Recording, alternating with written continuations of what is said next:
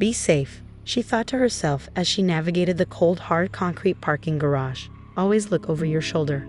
The words bubbled out of her brain, like popping popcorn whenever she was alone.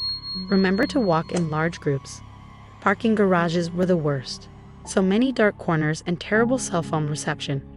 Damn, why do all the creepy places have bad cell service, she thought? Or are they creepy because they don't have service? She hated having to think this way, but there was no escaping them.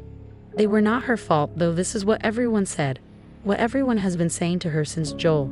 She remembered being taken aside outside the courtroom and her nana telling her to take a self-defense class and carry pepper spray.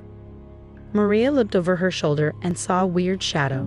She turned around but looked again to put her mind at ease. Nothing. She gripped her keys so tightly the sharp pain of the teeth stung her palm. She made sure she held them the right way, the way everyone is taught. Hold the longest, sharpest key protruding through your middle finger joint, ready to stab any attacker who approached. Bam, she imagined hitting a creep in her mind. Bam, take that, she caught herself saying out loud. She had to giggle about it a little bit when she got to her car. I mean, she was safe, right? Joel isn't here. He is gone. Long gone, locked away. Burp. The car made a clunky, metallic unlocking noise. She quickly got in the car and locked the doors behind her in one smooth move. Every day she left that hospital parking garage, she had a sense of accomplishment. She had made it. She did what many people in her family had not because they didn't want to, but because they didn't have the opportunity. Her mom, an immigrant, had moved to the United States from Panama with her parents in the 1970s. They went to work right away upon arrival in the United States. Her grandmother was a nanny for a wealthy vineyard owner, and her grandfather worked picking their grapes. Her mother was supposed to be that first generation to do better than her parents, but she ended up in the same career that her mother did after getting pregnant in high school. Maria was the accident, the setback, the thing that changed her mother's trajectory. She always knew that, but her mother always insisted, an accident, but not a mistake. That was a motherism. Another motherism was you will do better than me at all costs. It was ordained, and it was up to the universe to make sure it would happen. So here she was, a pediatric nurse, making more money in a year than her mother made in 10 years. The universe had finally gotten it right. Her only misstep was Joel, and he was a big misstep. She was knocked out of her brain fog created by the endless loops of the parking garage exit by her cell phone ringing. Hello. Girl, why are you not calling me back? Her best friend Annie screamed into the phone. What do you mean? Maria retorted. Have you checked your messages? I have left like 1,000. Annie continued. Maria held her phone up. The screen did not show any new messages. I don't know. Are you sure? Yes, I'm sure, Annie returned. I needed you to know that Carl crept into my DMs last night. What? Finally? Maria screamed back, Girl, I am so happy for you. Even though Annie couldn't see Maria, she raised her hands like she just scored a touchdown winning the game. It's about time, though. I was starting to worry about him. Annie was quick to reply, Me too. A beeping noise interrupts the conversation. Shoot, I got another call. I gotta go. I will call you back tonight. Maria pressed the button on her car's Bluetooth screen, ending the call, and looked up as she pulled into her driveway. Her house is not spectacular. It just wasn't. It's a 1970s brick ranch, but it was her safe haven, her castle. She liked the idea of a house on one level in a safe neighborhood. There were less rooms to search every night as she slept alone. Yes, she searched every night. When you are a woman living alone, that is what you do. And yes, she was single. She had been single for years. She had spent many years worrying about the needs of this boyfriend and that one. Now was her me time. But she knew even in her me time, you can never let down your guard. You must always be vigilant. If people knew this, they would probably think she was crazy. She didn't care. She had stopped caring what people thought about her a long time ago. She walked up her sidewalk, looked over her shoulder one last time, and entered her code into her security system. She walked in, and as she rounded the corner, she dumped her backpack and keys off on her old Formica countertop. Her counters made her laugh. They were roached in a putrid orange color. They were the same exact color of the countertop that she remembered in the house of the rich people that owned the vineyard she had grown up around. It was stylish then. That color was featured in Town and Country Living, part of the hip orange, greens, and yellows of the 70s. Not terribly stylish now, and she would eventually change them out for something more modern, but for now they were all hers, and to her they symbolized accomplishment. On a counter, a local newspaper splayed out across it with the roommate's wanted section open with ads circled. Shit, I will call them tomorrow, she thought, when I am not busy. But now the phone company, Maria said out loud. Her voice sort of echoed through the house. Fall was closing out its doors and winter was on the horizon. The house had gotten stiff and rigid with the temperature drop. She pressed the service app on her phone and the call began ringing immediately.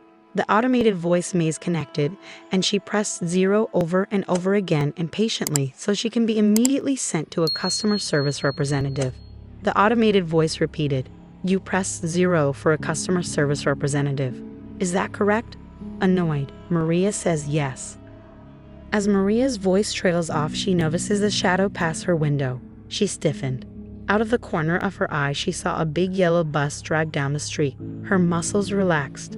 School's out, just the neighbors, she reassures herself. Hello, this is Karen from Sprint. How can I help you? Maria's attention is refocused on her phone conversation. Hi, I am unable to see or retrieve any of my voicemails. My friends are telling me they have left them, but nothing is showing up on my screen. The customer service representative replied, Can I put you on hold for a minute and take a look? Maria rolled her eyes but agreed. While she waited, Maria walked over to her window. She peeked through her blackout curtains. She checked the window lock and looked outside. Squeals came from the neighbor's backyard, and she could see the swing set moving back and forth. She was sure she saw the neighbors, but something about the shadow did not feel right. Her brain was nagging her to investigate further, so down the hall she went. After all this itch in her psyche, this pounding in her heart that forced her attention to every detail would not let her stop. She checked her bedroom window and then the slider in the kitchen. Everything was good. Ma'am, the customer service representative came back on. Ma'am. Maria almost forgot what she was waiting for. Yes, I'm here. Ma'am, we are sorry to inconvenience you, but we are done. The problem should be fixed. Just shut off your phone, restart it, and you should be able to get your voicemails. Thanks, Maria said distractedly. Maria looked down at her phone and turned it off. This took a few moments and then she powered it back on. The voicemail symbol lit up. 20 voicemails.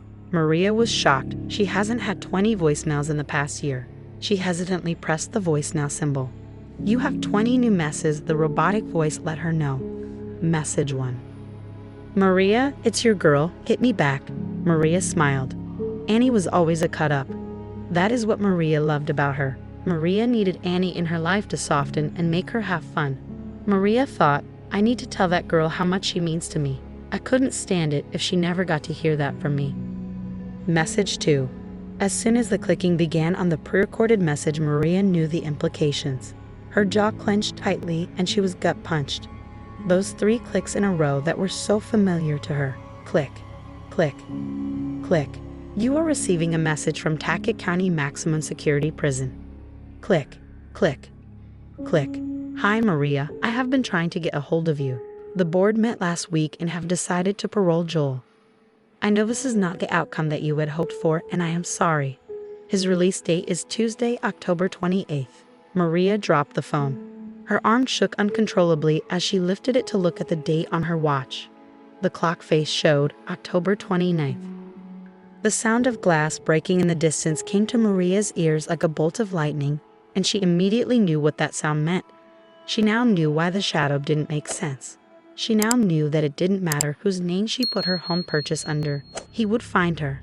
She dropped to her knees to pick up her phone as quickly as she could, but it was useless. He came out of nowhere and was on her fast.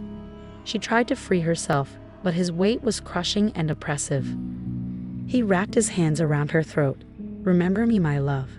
Joel croaked out, like he had been waiting a lifetime to utter those words. The words processed in her brain in a millisecond. They were thick and black and toxic, like slime being poured in her ears. She tried to talk, but it was no use. She couldn't breathe, let alone utter a sound. She felt dizzy. She reached back to grab something, anything to get some leverage. Joe was prepared. He wore bike shorts that were tight to his skin. She tried to grip them, but her hands just slid off. It was no use. Like a chess master, he had already thought thousands of moves ahead. Everything that Maria had done in the past 5 years was of no use. She tried to think of every scenario since Joel had been sent to prison. She even thought that perhaps he would not obsess about her when he was away, or that the restraining order would deter him. She also just hoped he would find someone new to love. As her airwaves tightened and her eyes blurred, she thought of the first time she met Joe, of the love they first shared. She thought about their first date, how romantic he was. Then she thought about how wrong she was about him. She thought of how he had deceived her and how sick he was. She thought about how no one would help her, not even his family. They all accused her of being the problem. She knew she was dying. She could feel it coming on like a cold blanket. But all of a sudden her airways filled with air and her vision cleared. Joe laid her limp body on her stomach across the formica countertop. She remained motionless. He must think I'm dead, she imagined. He laid his gun beside her head to gain a free hand. Without a thought and like a reflex she never knew she had, Maria raised her arm and grabbed the gun. She did not even turn around to look. She just maneuvered the gun backwards and pulled the trigger. Bang! The gunshot pierced her eardrum, and there was nothing but an eerie silence. She felt the thud but was too terrified to turn around to check. She fell to the floor, rubbing her neck and coughing. Joel's foot twitched as the life slowly pulsed out of his body. Only when it stopped was she brave enough to look at him. Ma'am, are you there?" A faint voice was coming from somewhere. Maria still had the wah-wah-wah sound ringing in her ears. She crawled on the floor listening until she made her way to her phone. "Ma'am, are you okay?" the voice said again. "Hello," Maria said, trembling. "Who is this?" "Ma'am, this is your customer service representative. Your phone dialed in, ma'am. When I heard a crashing noise, I stayed on the line and called the police." Maria coughed and wheezed. "I must have hit the button when I dropped it," Maria said. Her vision blurred again, but this time it was tears that filled the eyes.